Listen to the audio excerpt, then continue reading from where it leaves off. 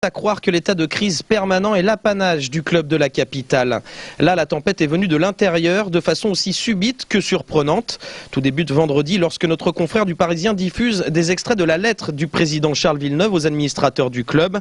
Lettre dans laquelle il réclame clairement plus de pouvoir et dénonce le manque de moyens injectés par le premier actionnaire Colonie Capital via son président Sébastien Bazin. Pour l'instant, ça se passait plutôt bien.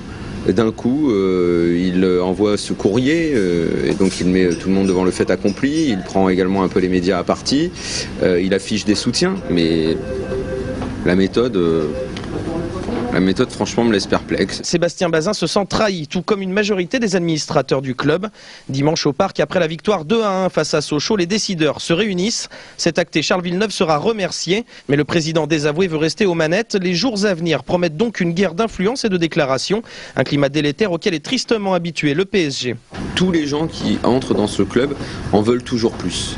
Ils veulent attirer la lumière à eux, c'est un club qui fait parler, c'est le club de Paris, ville avec tout ce qu'elle représente. Ça peut gonfler des têtes, ça peut faire perdre la raison, ou en tout cas provoquer des réactions assez étonnantes et conduire à des manœuvres un peu surprenantes comme celle qui a lieu en ce moment. Un leitmotiv qui n'est quoi qu'il en soit pas pour servir une équipe qui pointe tout de même à la 6e place de la Ligue 1. Mon rôle, c'est de protéger effectivement l'effectif, tout l'effectif de cela.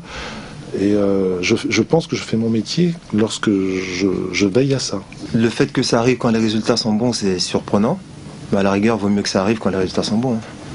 Ça passe beaucoup plus facilement et beaucoup mieux.